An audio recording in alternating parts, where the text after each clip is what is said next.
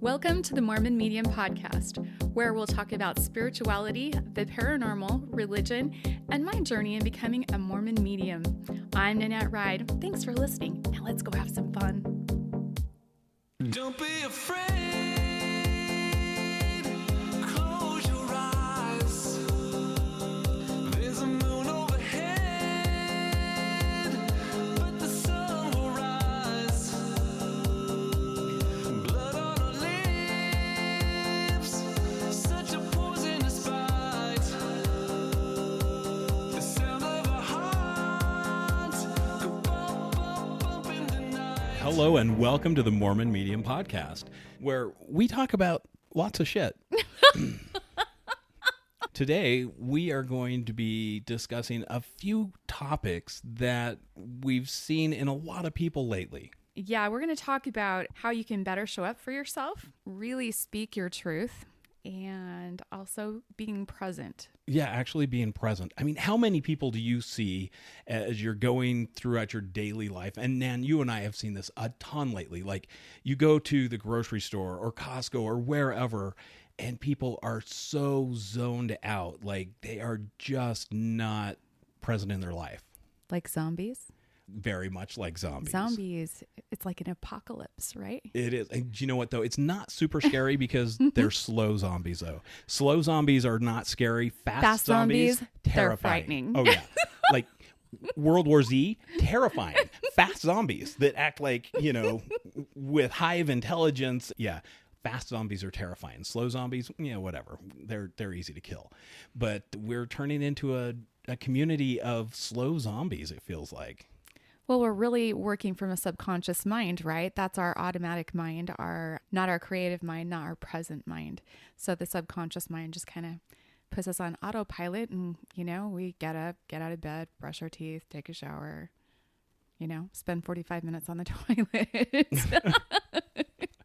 Well, it's like they're not taking joy in life, right? When you do that, when you're so locked into that day-to-day grind, that joy starts to leach out of your system and you forget to take pleasure in those small things. There's really a lot of wisdom in that old adage of stop and smell the roses. Oh, 100%. Life can be so, so sweet. But when we are the zombies going through our life, we are reactive to the things that are coming at us, right? So it makes life crappy.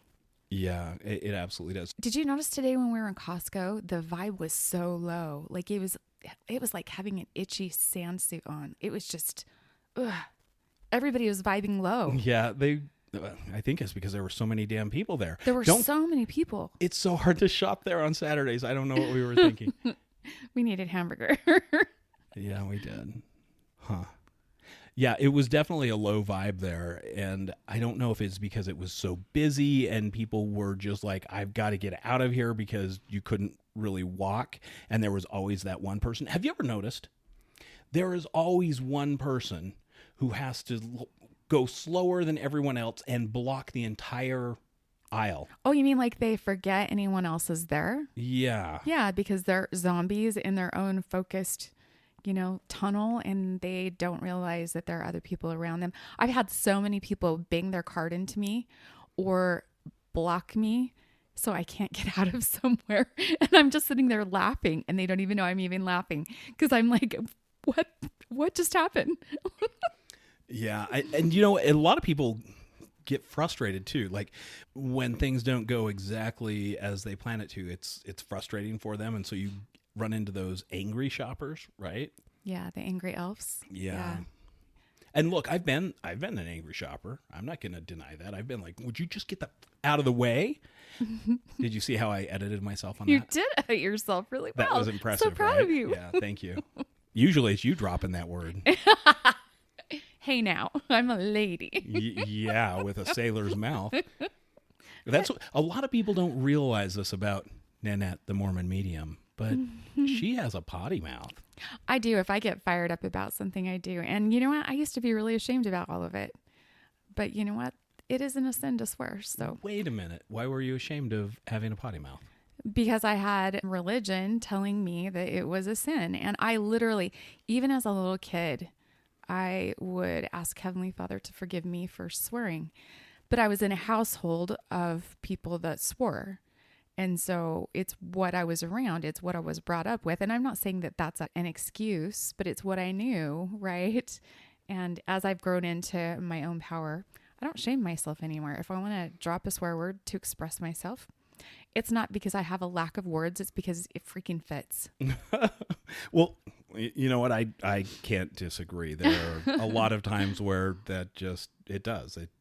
It just fills in the spot perfectly, right? You know, the F word can be used as a noun, an adjective, an adverb. It can be used as a verb. Like it's a very, very good word sometimes. Well, it really is. It's, I mean, you hit like all 8 parts of speech. You've got the F-bomb. It'll fill it in. It's a noun. You can use it as a noun. Pronoun, definitely. I've known lots of people I would use that as a pronoun Well, and for. when we first started dating, you even said shit, damn, and hell are not swear words. They're actually things, and you can find them in the Bible. So Yep. it's good. And I was like, I'm going to give myself a break about all that. Yeah. I'm not going to shame myself anymore. And if I decide to express myself with a word, fine. I don't do it to insult people or anything like that. I don't want to offend anyone. Do you know what, Nan? When But you I'm just use me. bad language, it just makes you sound unintelligent and I don't care. unattractive. I don't care. Yeah. Do you know what? And that's kind of a big thing, right? Like, I think part of the reason so many people become zombies, they are so concerned about what other people think about them or what other people feel about them. And they wrap up their own self-worth in what others perceive them as, rather than going, I don't really care about what you think of me. I'm just me. And so people really start to lessen who they are and cheapen who they are Right. as a way to fit in with the group, right? It's so true. It's so true. You know, as I was growing up, sex was not a thing talked about in our family. I was kind of given this little book about the birds and the bees, and it was just stupid.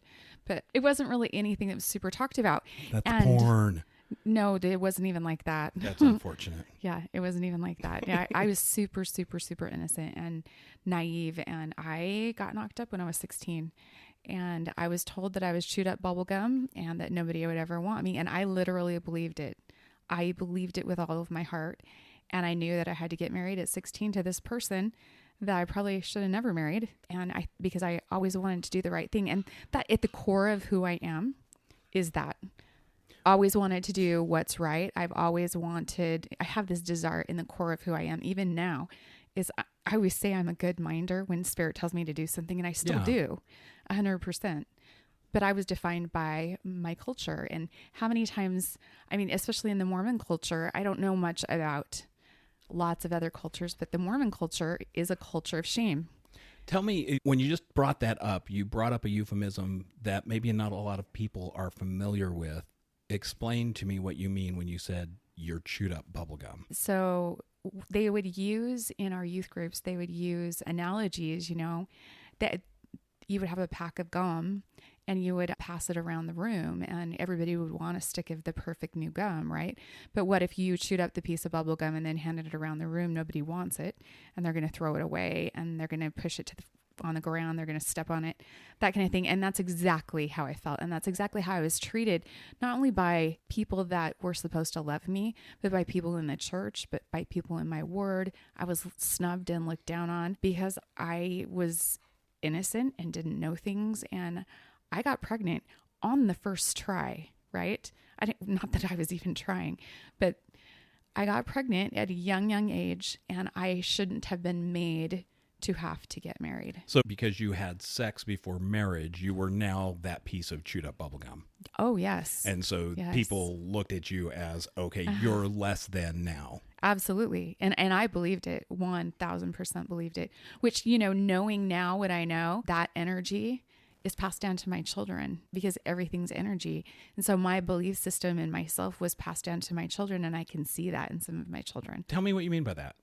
Well, if you don't have self-confidence, you don't have self-worth, I can see that in some of my older kids, that I passed that belief system, that energy down to them from conception, because it was a core belief system of mine that I had as a child. And not only just at 16, I mean, I was told at 5 years old that I was the product of a rape. Wow. 5 years old. I didn't even, I remember asking. Yeah. How do you explain that to a child? What did you didn't know what that was? I asked my mom, what is rape? What does that mean? At 5? Yeah. And so I was explained that basically that my dad wasn't my dad. And my dad had adopted me when I was 3. So he's literally the only father you knew. He's all I ever knew. And then at 5 years old, my mom all of a sudden told that he is not my dad. And then I was treated differently. So even then I was treated like chewed up bubble gum. So can you see how that belief system, since very, very little, tiny, I was brought up to think that I was less than. And needless to say, I've done a lot of work and I am not less than. No, you're not less than at all. And no one is. They should not be made to feel like they are. They should not be shunned from a community because they had sex, or because they swear, or because maybe they smoke or drink. Or and there's a lot of judgment around that, right? So much judgment. And I mean, even if you're in Utah County and you just don't act like everyone else or do the things like everyone else, Utah County especially is extremely judgy. The people there are very judgy. Everyone knows that there is a Mormon bubble around that county, and it is toxic. And that's one of the reasons why we left. And it was one of the best things we ever did. It's kind of sad because the people are walking around like zombies, believing these negative belief systems in themselves and have no hope. And, you know, they bury their faces in their phones and they want to be anywhere but where they're at. So it's so important to become present and be able to be in your life and a part of your life and bring that conscious mind to the forefront so that you can start to create in your life. So how do we do that? Well, you've got to wake up for one thing and start seeing yourself, start seeing each other, start putting our phones down and connecting with our hearts and, you know, realizing that all of us are on a journey to the same place, you know, and we all have different paths and we should give each other grace and love to get to those places with no judgment. There shouldn't be any judgment. Why do we judge people? You know, why do people think that it's okay to look down? I mean, isn't that a commandment? Judge ye not, that ye be not judged. Like, I don't know if it's a commandment. It is. I've heard the scripture. I'm not great with the commandments. That's okay. I'm kind of a rule breaker. I know, you're a rebel. Yeah. You're a smorgasbord kind of guy and you just pick the good stuff. So when you talk about being present, technology has really stepped in and pulled a lot of that away, right? How many kids out there literally don't know how to talk to people, especially like talking to an adult? They struggle so much. And I remember as a kid, we would talk to our friends' parents and to other adults, and we would show them respect. And now it's like kids don't even understand how to have a conversation unless they're texting. Well, they don't know how to make friends, how to communicate with friends, with adults. And then if they come up against someone like a bully, you know, they don't have the social skills to be able to express themselves in a healthy way or to get an adult involved because they don't know how to communicate right. And technology is taking that away from people. And it's interesting because we'll go into restaurants and stuff, and there are tables full of people with their faces in their phones and they're not talking to anybody. And I'm like shocked because I'm not connected to my phone. I had to get back on social media because of the podcast and because of clients and things like that. But I don't like to live on that. I want to answer questions and I want to be there for people and let people know they're loved. But you get a little worked up. I don't care what people think. Social media works you up, though. Oh, social media used to piss me off. Yeah, you would, especially the political crap that goes on and stuff. You would get riled. I would get totally riled. The 2.5 year hiatus I took off of social media was a gift. Like the first 2 weeks was hard, but after that it was so nice. It was so nice. And now that I'm back on it, I don't care. I have the few people that I follow. I'm pretty much on there just to, you know, to post the things and to answer questions, and then I'm off. I'd rather not be on there. But I mean, our society is turning into a society full of fear and disconnection. And we as humans need that connection. Well, and COVID did a ton to So just push much. that, right? I mean, Yes. think about this. When you put a mask on someone's face, it takes away their identity. It takes right? away their expression. There's no identity. You're Yeah. just a mask at Yep. that point. And so you're taking all of these people, and rather than having them be individuals, you are just making them an object. And so you lose so much connection just with a mask on, right? And then you say, now you can't leave your home. Wow. Yeah. So, What a difficult time to recover from. so much fear. So much fear. And, even when we were out antiquing today, I noticed an elderly couple that had their masks on. They were the only people around that had their masks on. And I could feel, that the panic that they have, just being out amongst people because they think they're going to get sick. And they are very old. But I heard the one man, he walked past me and he had issues breathing. He was having a hard time breathing. And being a respiratory therapist, my little respiratory therapist lady comes out and it's like, dude, breathing is important, right? That mask is keeping you from breathing. Take it down and breathe. It's like important. You're going to die first from not breathing than you Right. are from anything else. I guess that's the ABCs of CPR, right?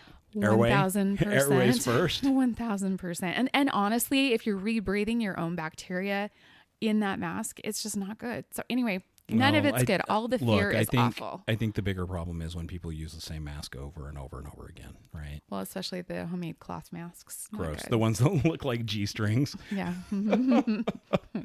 What do you call them? My gosh, what's it called? Like a tea bag or something? A tea bag? Really? No, that's not what I meant. Wow. That's not what I meant. Just hang on a minute while I put this in there. Just let it steep. Let it steep. Hey, I'm tired. I didn't mean that. Never mind. I'm actually going to name the episode Teabag. Shut up. Teabag and dirty words. Stop it. Oh my gosh. So what's your favorite tea? Oolong.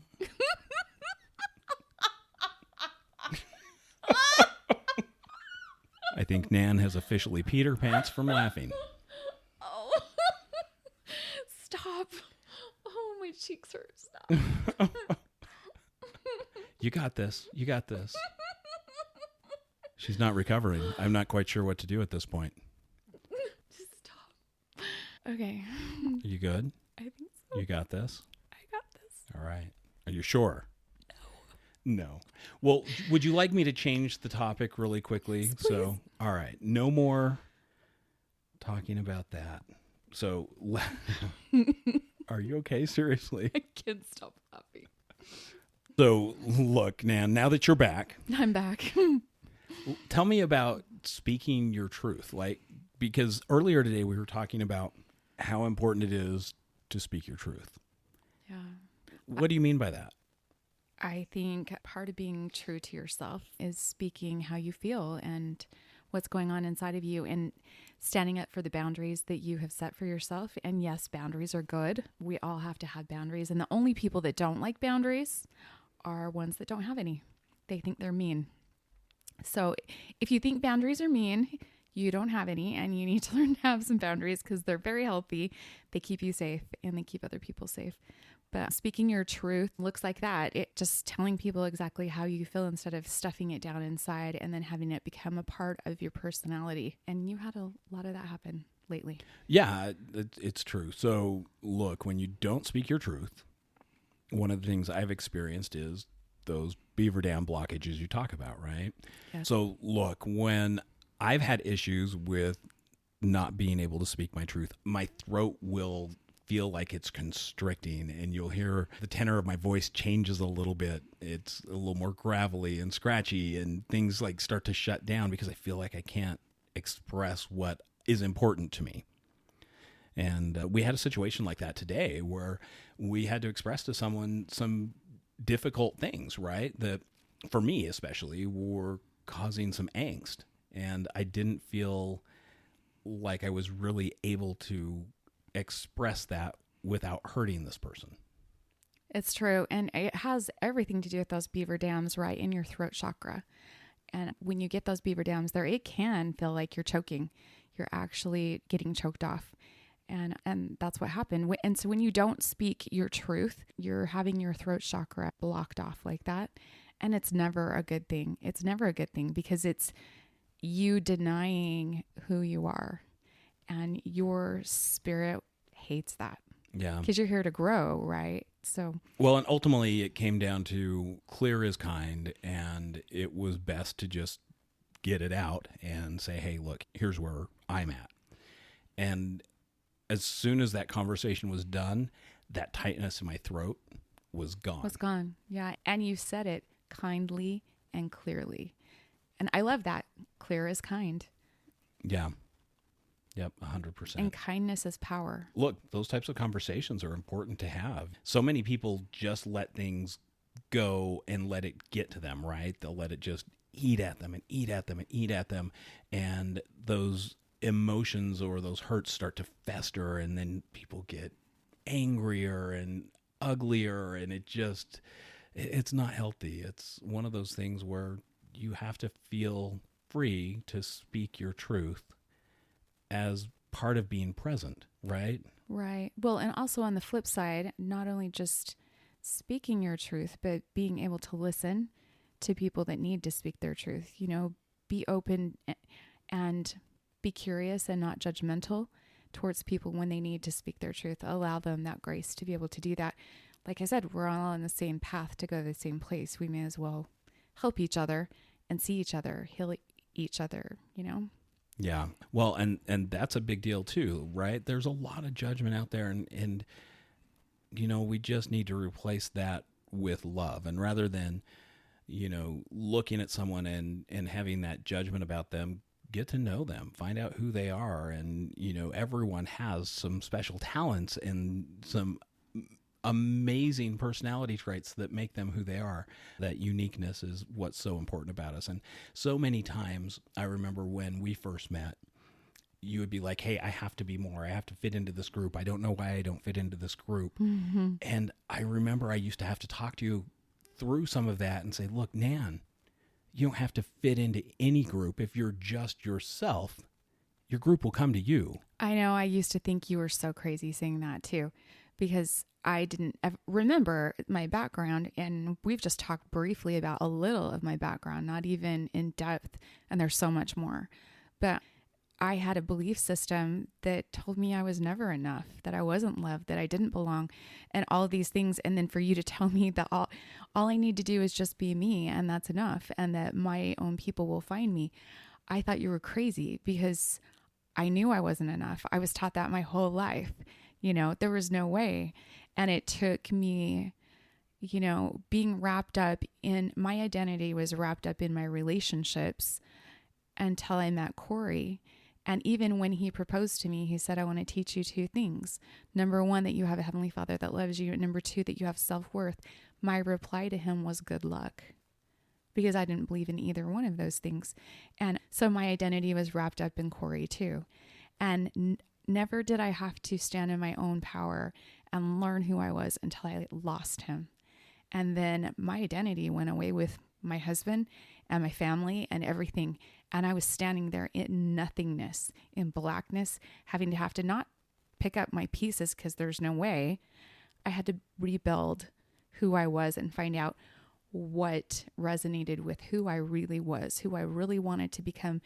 And I knew that I always wanted to do things that were right.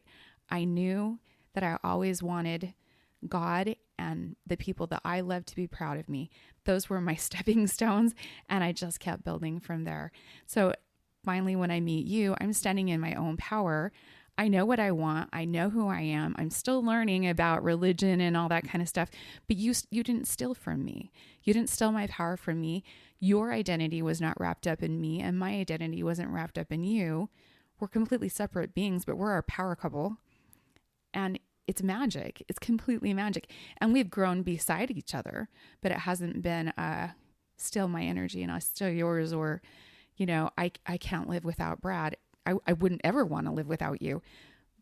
But I'm with you because I want to be, not because I need to be. Well, and there's a big difference in that right? Yes. And, Yes. and it should be something that, hey, I want to be with you. It's not, I have to be with you. It's not a codependent relationship. It's a, we're in this together and we walk side by side rather than being wrapped up in one personality. And a lot of couples become that, right? It's just one or the other who dominates the relationship, and both partners become essentially that one person. Yes. Yeah. I've seen that a lot, and it's not the way we are. It's not my truth. It hasn't become my truth in rebuilding who I am. So how did you get beyond that point? Because even, after you lost Corey, you were still trying to please all of those people around you, right? You were going, well, everyone expects me to be this way, so I've got to go to church every week. I've got to make sure my makeup's on and my hair's done every time I go to the grocery store. I've got to go to every single cop event. Yes. How did you go from being that pleaser or that person who was just trying to do what everyone else expected or what you thought they expected to the person who went, you know what? I've got some other things to do. I don't need to have my makeup and hair done every time I go out of the house. I can be me and it's okay. I really got to a point where I believed that if I didn't have my shit together, that I was dishonoring Corey. That if I didn't attend every single thing, and believe me, I was so grateful for all of the things that honored Corey, but they were exhausting to attend everything because I had no time to just rest. Like I was going from one thing to the next, and I was running, which at the time was fine because I didn't have to think about the pain that I was going through or the grief I was going through. But in the same sense, on the flip side, I'm an empath, and I wanted everybody else to feel okay, even though I was in my own personal hell. When people felt empathy towards me, I wanted to let them know that everything's okay and that they should feel okay, and I would comfort them, and that's who I am. That's the core of who I am. And so I would automatically do that. If there were people, that had remorse because they thought it should have been them instead of Corey, I would show empathy for that, and I'd put lots of energy towards that. And like I felt, as I look back, I almost felt like I was this piece of me, and a lot of wolves were just biting at me from every direction. And I was trying to, make everybody happy. And I got exhausted. You were making everyone happy but me, at your own expense. At my own expense, yeah.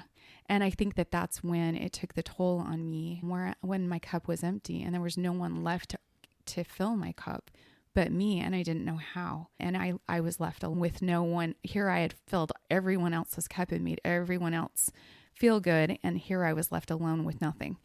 And I had to sit with that, and I didn't want to exist anymore. And I really didn't know what to do. I didn't. I had to hit rock bottom. And when I hit rock bottom by myself is when I started to grab a hold of the Spirit, is when I started to grab a hold of things and start to pull myself up and was like, okay, what do I want? And that's when I started like dating different people. And I would spend 5 minutes at a coffee shop, and I'd show up early and buy my own coffee so I wouldn't have to owe anybody anything, because I knew people used me already. So it was like, okay, I'm not going to get used anymore. So I'm going to buy my own coffee and wait. And then if I don't like this person, I can get up and leave, and I don't owe them anything, and I'm okay. So I had this list of how I wanted someone to be. Well, that's a smart date, though. Like a first date. Oh, yeah. I It's learned safe. that quick. It's like, Yeah. okay, let's meet up for coffee. I can talk to you for a little bit. And if it's not a connection, peace out. We're good. You can be a Right? friend, and that's enough. That's really what I did. Yeah. 100% That's so important. what I did. And instead, a lot of people are like, I'm investing a whole bunch of time and a whole bunch of money in a first date. What the hell? No. Just to find out that they lie to you on a first date, and then later on down the road, you find out that they're completely different people. Wait a minute. You're married? Yeah. Right. Yeah. Right. And you hear that a lot, but I became really super clear with the universe and with myself on what I wanted in someone if I were to ever have a relationship again. Very clear, all the way down to the bald head, exactly what I wanted. And you came into the picture, and I was just like, oh, Hey, let's be clear. It's shaved. It's not necessarily bald. It's true. You do have hair. He's been shaving his head since he was 22. Yeah. 22. He touts that he I've- saves I've- tons on hair I've products. saved thousands of dollars on hair products over the years. It's Thousands. True. It's true.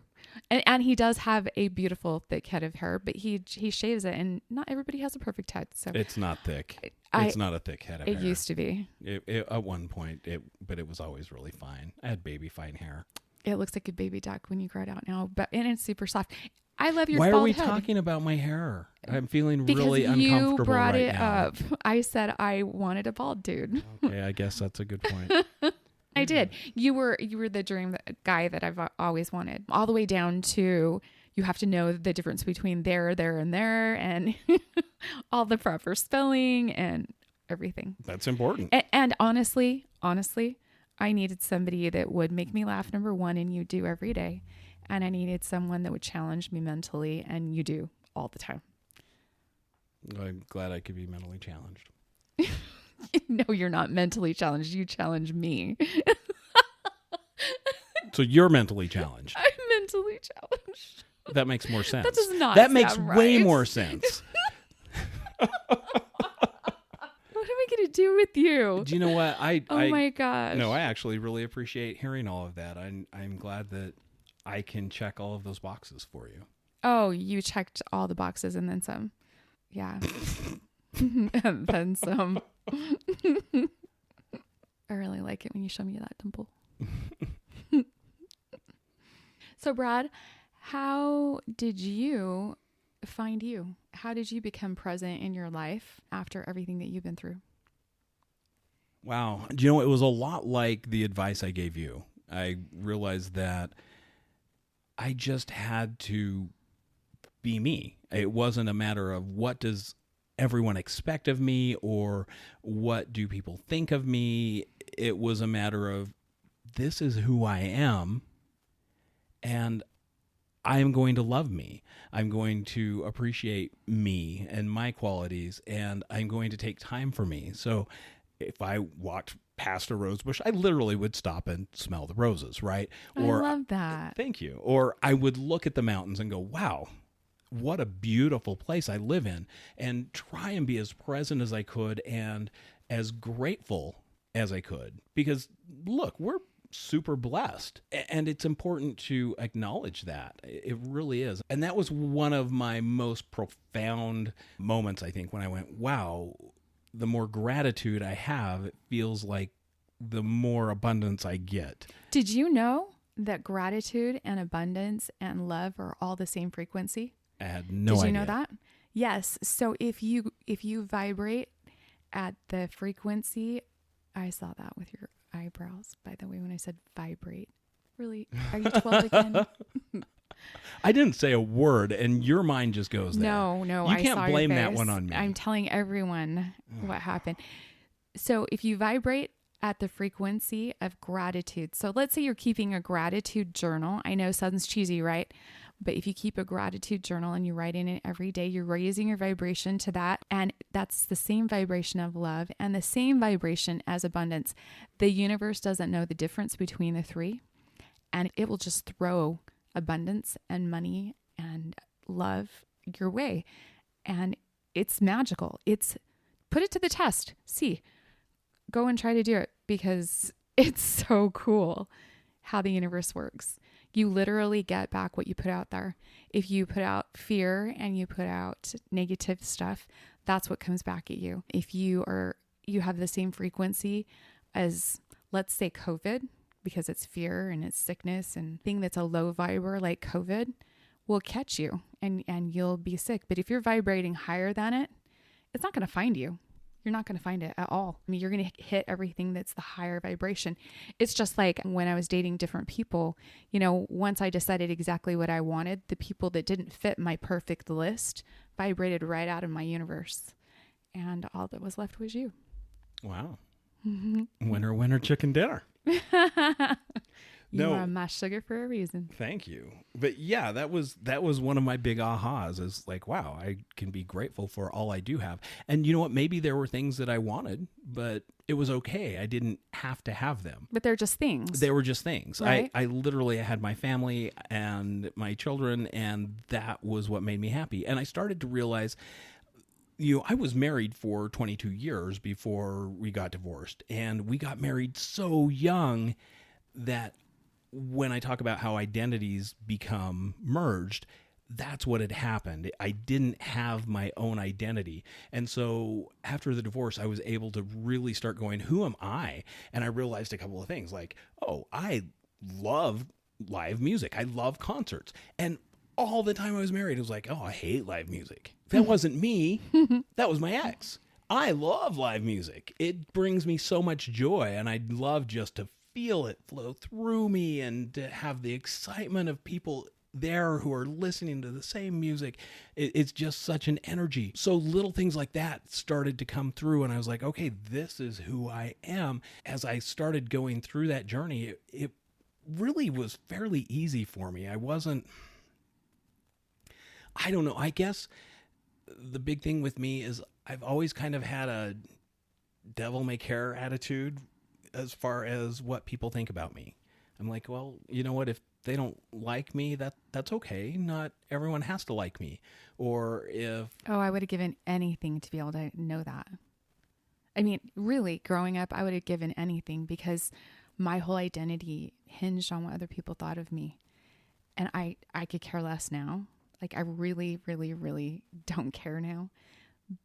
And that's so freeing. So to be able to hear that you get to do that so early, so cool. I love that.